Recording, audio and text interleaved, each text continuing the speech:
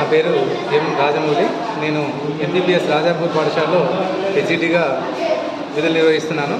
మా పాఠశాలలో కూడా భారతరతి బోధన అనేది జరుగుతుంది కాబట్టి తెలుగు, ఇంగ్లీషు, మ్యాథ్స్ మూడింటికి ఒక టీఎల్ఎం అనేది కనుక తయారు చేస్తే విద్యార్థులందరూ కూడా ఉత్సాహంతో నేర్చుకుంటారనే ఉద్దేశంతో ఇది తయారు చేయడం జరిగింది. ముందుగా తెలుగులో చూసినట్లయితే ఇక్కడ బొమ్మలు అంటించడం జరిగింది. ఇక్కడ మనం స్ట్రిప్స్ కనుక చూసినట్లయితే ఒకటి గంప, తబల, కమలం, పడవ, రథం, అలాగే వీటి వెనుక చూసినట్లయితే జడ, గగనం, అదేవిధంగా పలక, అదేవిధంగా దండ, అదేవిధంగా ఇక్కడ శంఖం అనేటువంటి పదాలను తీసుకోవడం జరిగింది.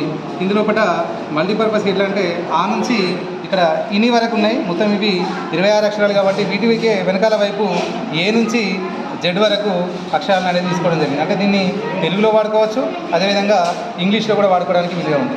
ఇని వరకు అయిపోయినాయి కాబట్టి తర్వాత టా నుండి మరొక కట్ట రౌతి వరకు ఉండడం జరిగింది. మరొకటి సున్నా కూడా మనకు అవసరం కాబట్టి సున్నాను తీసుకోవడం జరిగింది. మొదటగా ఇక్కడ చూసినట్లయితే మనకు ఇక్కడ గంప అనేటువంటి పదం ఉంది. గంప అనేది పిల్లవాడు గుమ్మను చూసి ఈజీగా గుర్తుపడతాడు. ఆ అక్షరాలను తీసి దీనిలో ఉంచడం ద్వారా ఉత్సాహంగా నేర్చుకుంటాడనే ఉద్దేశంతో చేయడం జరిగింది. ఈ విధంగా గా, అదేవిధంగా సున్నా, గమ్, అదేవిధంగా మరి పా అనే అక్షరాన్ని ఉంటూ ఈ విధంగా సర్వపదాలు అన్నీ కూడా అంటే వర్ణమాలలో ఉన్నటువంటి అక్షరాలతో వచ్చేటువంటి 2 అక్షరాల పదాలు, 3 అక్షరాల పదాలు, 4 అక్షరాలు, 5 అక్షరాల వరకు కూడా మనకు వాడుకొని వాళ్ళు చేసే విధంగా తెలుగు అనుగుణంగా దీన్ని ఈ విధంగా తయారు చేయగలిగింది. అదేవిధంగా మరి ఇక్కడ చూసినట్లయితే మరొకటి ఎగ్జాంపుల్ చూసినట్లయితే జడ అనేది ఉంది. జడ అనేది బొమ్మను చూసి గుర్తుపడతారు కాబట్టి ఇందులో జా అనేటువంటి అక్షరాన్ని పిల్లవాడు జా అనేది తీసుకోవడము, అదేవిధంగా దీనిలో నుంచి డా అనేటువంటి అక్షరాన్ని తీసుకొని ఈ జడ అని చూపించడం జరుగుతుంది. దీని ద్వారా సరళ పదాలు అనేటివి తప్పులు లేకుండా విద్యార్థి రావడానికి ఎంతో ఉపయుక్తంగా ఉంటుంది. మరి దీన్నే ఇంగ్లీష్కి ఎట్లా వాడచ్చు అని చూసినప్పుడు ఈ బొమ్మలు అనేటివి ఇంగ్లీష్లో కొంచెం కష్టం కాబట్టి వీటిని మార్చేసి ఓన్లీ బొమ్మలను మాత్రం వేరే ఈ విధంగా ఇక్కడ ఒకటి యాపిల్, అదేవిధంగా రింగ్, అదేవిధంగా హౌజ్, అదేవిధంగా గోటు, క్లాక్, బ్రష్, వీటి వెనుకాల చూసినట్లయితే ట్రీ, బాటిల్, ఈ విధంగా ఫ్రాగ్, ఈ విధంగా బొమ్మలు తీసుకోవడం జరిగింది. ఇంతకుముందు మనం చెప్పినట్టుగా ఇక్కడ మనకు మొత్తం 26 అక్షరాలు ఉన్నాయని చెప్పేసి అనుకున్నాం కాబట్టి ఈ అక్షరాలతోటి ఫర్ ఎగ్జాంపుల్ ఇక్కడ మనకు ఈ బొమ్మ చూసినట్లయితే రింగ్ అనేది రావాలి.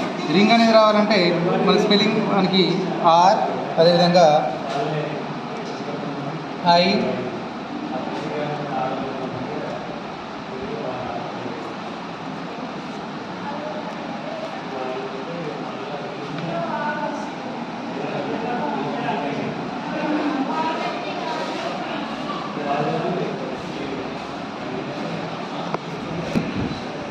విధంగా జీ అనేటువంటి అక్షరాన్ని ఈ విధంగా ఇంగ్లీష్లో ఉన్నటువంటి ఈ బొమ్మలకు అనుగుణంగా వాటి స్పెల్లింగ్స్ రావడానికి వీలుగా దీన్ని తీసుకోవడం జరిగింది. నెంబర్స్ వచ్చేసి 1, 2, 3, 4, 5. వీటినే మనం ఏం చేయొచ్చు అంటే అసెండింగ్ ఆర్డర్లో ఉంచమనడం, వీటినే డిసెండింగ్ ఆర్డర్లో ఉంచమనడం. వీటి ద్వారానే 2 అక్షరాల 2 డిజిట్ నెంబర్స్ ఎట్లా అంటే ఇక్కడ 12 ఉంది, అదేవిధంగా 34 ఉంది. మరి ఇందులో లెస్ దెన్ అనేది గ్రేటర్ దాన్ అనేది చూపించడం అన్నప్పుడు ఈ 12, 34 గ్రేటర్ దాన్ కాబట్టి ఇట్లా గ్రేటర్ దాన్ సింబల్ చూపించడము, లెస్ దాన్ చూపించడము. వీటిని అసెండింగ్ ఆర్డర్ అన్నప్పుడు 1, 2, 3, 4 అట్లా కాదు. డిసెండింగ్ ఆర్డర్ అన్నప్పుడు 4, 3, 2, 1 అని ఇట్లా డిసెండింగ్ ఆర్డర్ చూపించడము. అదేవిధంగా వీటిని చూసినట్లయితే సరి సంఖ్యలో ఉన్నప్పుడు ఓన్లీ 2, 4 ఉంచేసి ఈ 1, 3 తీసేసి సరి సంఖ్యలు ఉంచడము. అదేవిధంగా ఈ 1, 3 మాత్రమే ఉంచేసి ఈ 2, 4 తీసేసి బేస్ సంఖ్యలు ఉంచడము. ఈ విధంగా ఒకటే దాన్ని మల్టీపర్పస్గా వాడుకోవడానికి ఈ స్ట్రిప్స్ ఒకటి తయారు చేసుకుంటే ఎన్ని రకాలుగా వాడుకోవడానికి వీలు ఉంటుంది కాబట్టి ఇట్లా తయారు చేయాలి. Thank you.